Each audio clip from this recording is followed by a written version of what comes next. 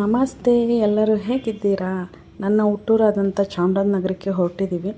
ನನ್ನ ತಂದೆಯವ್ರದ್ದು 4ನೇ ತಿಂಗಳದ್ದು ಕಾರ್ಯ ಇತ್ತು, ಪುಣ್ಯ ಸ್ಮರಣೆ ಇತ್ತು. ಸೊ ಹಾಗಾಗಿ ಚಾಮರಾಜನಗರಕ್ಕೆ ಹೊರಟಿದ್ದೀವಿ. ಆನ್ ದಿ ವೇ ಒಂದು ಶೂಟ್ ಇತ್ತು ಮೈಸೂರಲ್ಲಿ, ಬೇಬಿ ಶೂಟು. ಅಲ್ಲಿ ಫೋಟೋ ಶೂಟ್ಗೆ ಹೋಗಿದ್ದಾರೆ ನನ್ನ ಹಸ್ಬೆಂಡು ಮತ್ತು ನನ್ನ ದೊಡ್ಡ ಮಗ.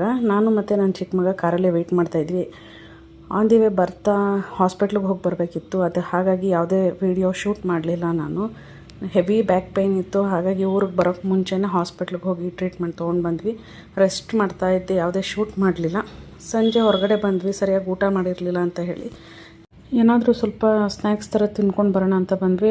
ರೆಗ್ಯುಲರಾಗಿ ಬಂದರೆ ಇಲ್ಲೇ ಚಿರುಮುರಿ ಮತ್ತು ಟೊಮೆಟೊ ಸ್ಲೈಸ್ ತಿನ್ನೋಕೆ ಬರೋದು ನಾವು. ಹಾಗಾಗಿ ಇದು ಫೇಮಸ್ ಕೂಡ ಹೌದು. ಚಾಮರಾಜನಗರದ ದೊಡ್ಡ ದೇವಸ್ಥಾನ ಇದೆಯಲ್ಲ, ಅಲ್ಲಿ ಚಾಟ್ ಸ್ಟ್ರೀಟ್ ಇದೆ, ಅಲ್ಲಿ ಇವರೊಬ್ರದ್ದು ಚಿರುಮುರಿ ಅಂಗಡಿ ಇರೋದು. ಸೊ ತುಂಬಾ ಟೇಸ್ಟಿಯಾಗಿರುತ್ತೆ, ಹೆಲ್ದಿನೂ ಕೂಡ. ಹಾಗೆ ಒಂದು ಹಾಫ್ ಪ್ಲೇಟ್ ಗೋಬಿ ಮಂಚೂರಿಯನ್ನು ತೊಗೊಂಡು ತಿಂದ್ಕೊಂಡು ಮನೆಗೆ ಹೋದ್ವಿ. ಆಮೇಲೆ ಇನ್ನೇನು ಶೂಟ್ ಮಾಡಲಿಲ್ಲ. ಮಾರನೇ ದಿನ ನಮ್ಮ ತಂದೆಯವ್ರ ಕಾರ್ಯ ನಡೀತಾಯಿತ್ತು, ಪಿಂಡ ಪ್ರದಾನ ಮಾಡಿಸ್ತಾಯಿದ್ವಿ.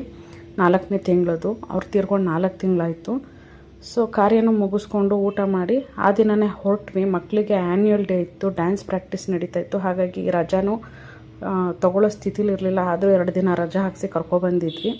ಈ ಬ್ರಿಡ್ಜ್ ಬಂದುಬಿಟ್ಟು ರೀಸೆಂಟಾಗಿ ಟ್ರೆಂಡ್ ಆಯಿತು, ವೈರಲ್ ಕೂಡ ಆಯಿತು. ಇಲ್ಲಿ ಏನೋ ಮೊಸಳೆ ಬಂದಿತ್ತು ಅಂತ ಹೇಳಿ ಕೊಳ್ಳೇಗಾಲದ ಹತ್ರ. ಸೊ ಅದೇ ಬ್ರಿಡ್ಜ್ ಇದು. ಜೀವನ ಅನ್ನೋದು ಪಯಣ ಇದ್ದ ಹಾಗೆ. ಆ ಪಯಣದಲ್ಲಿ ಪ್ರತಿಯೊಬ್ಬರ ದಾರಿ, ಗುರಿ, ಬದುಕೋ ರೀತಿ ಬೇರೆ ಬೇರೆಯಾಗಿ ವಿಭಿನ್ನವಾಗಿರ್ಬೋದು. ಕೆಲವರ ಪಯಣ ಅನಿರೀಕ್ಷಿತವಾಗಿ ಅರ್ಧದಲ್ಲೇ ಕೊನೆಯಾಗ್ಬೋದು. ನಮ್ಮ ಪಯಣ ನಿಲ್ಲೋವರೆಗೂ ಒಳ್ಳೆ ಕೆಲಸಗಳನ್ನ ಮಾಡ್ತಾ, ಒಳ್ಳೆ ಹಾದಿಯಲ್ಲಿ 4 ಜನಕ್ಕೆ ಸಹಾಯ ಮಾಡ್ತಾ, ಒಳ್ಳೆಯದನ್ನೇ ಅಳವಡಿಸ್ಕೊಳ್ತಾ ನಮ್ಮ ಪಯಣನ ಮುಂದುವರಿಸ್ಬೇಕು. ಜೀವನ ಅಂದರೆ ಹಾಗೆ ಅಲ್ವಾ? ನಮ್ಮನ್ನು ಪ್ರೀತಿಸೋರು, ನಾವು ಪ್ರೀತಿಸೋರು ನಮ್ಮ ಜೊತೆ ಇಲ್ಲ ಅಂದರೂ ನಮ್ಮ ಜೀವನನ ನಾವು ಸಾಗಿಸ್ತಾನೆ ಹೋಗಬೇಕಾಗತ್ತೆ.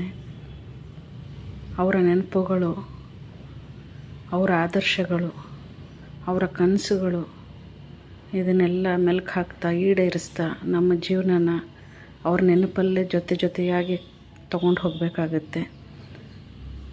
ಥ್ಯಾಂಕ್ ಯು ಸೋ ಮಚ್ ಎಲ್ಲದಕ್ಕೂ ಅಪ್ಪ.